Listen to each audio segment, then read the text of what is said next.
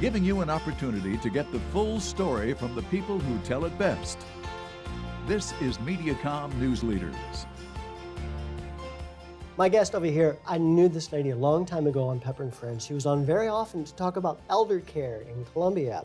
Now she's with the Alzheimer's Association. Lois Long, welcome to Newsleaders. Thank you. Glad to have you here. You're a volunteer for the Alzheimer's Association. Yes, I do various things, speak with people like you and let the community know what's available through the Alzheimer's Association to help families, the caregivers in particular, and the persons with dementia like Alzheimer's. Yeah, you know, when you say the word Alzheimer's, it's such a weighted word because we know generally what it means.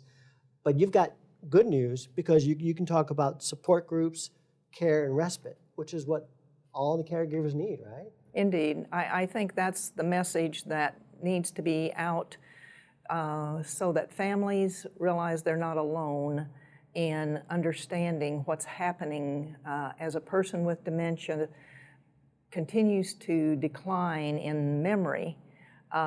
It gives new challenges for the caregivers. Many times it's a spouse or adult children that live with the person with dementia. And the community, friends, neighbors do not realize that the person may be cheerful and know them and be quite conversational when they're there, but when they leave, they may ask their spouse, now who was that? So memory plays tricks on us when we have a disease like Alzheimer's. So I guess you would highly recommend the support groups, right? Indeed, I facilitate a support group that meets in Fulton. However, there are 4 support groups here in the Columbia area that people can attend, and that's where caregivers share ideas and what they have learned with one another. That's the easiest way because we understand each other when we've been caregivers. Yeah, and plus when you're part of that support group, that's just what you're getting, support. Exactly. You're talking to others who are going through the exact same things, so I would say that's almost a mandatory, but you can't make people go. Now, the challenge with support groups is that you need someone to stay often with the person with dementia at home while the caregiver attends a support group. Yes. And that's where we come up with the funding for respite. There are state monies that are designated, and the Alzheimer's Association does a care consultation with a caregiver to determine how that money might be used if they qualify. And again, any kind of dementia where the person is experiencing that is going to mean that their caregiver is qualified while they're at home.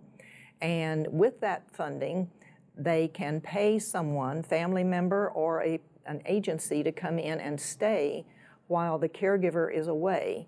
It may not be a support group. It may be to go to a doctor's appointment. It may be to go to a beauty appointment. It may mean to get away and have some time free from that 24/7 responsibility. But that's what the word respite means. And so this funding, as a care consultant through the Alzheimer's Association can do, will enroll the person.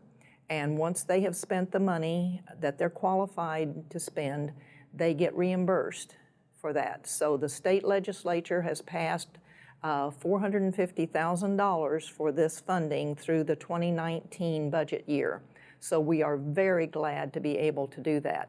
What I do as a volunteer is to call people who are already qualified and touch base with them about how things are going and how they might use the money that they're qualified to receive. So that's the respite support. To contact someone for that respite, there is a phone number that I would like to share, and that is area code 314-801-0399.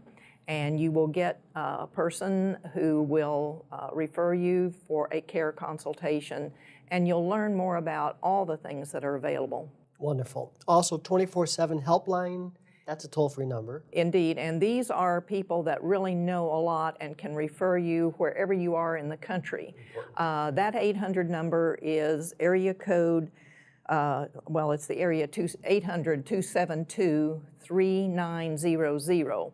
And I have called, and those care consultants are very knowledgeable, and they help you get back to your home community and the resources that are there. And there's a website, alz.org/STL. Yes. And that'll get you way more information. Well, that's in the St. Louis area. Okay. Okay. But of course, this is also important.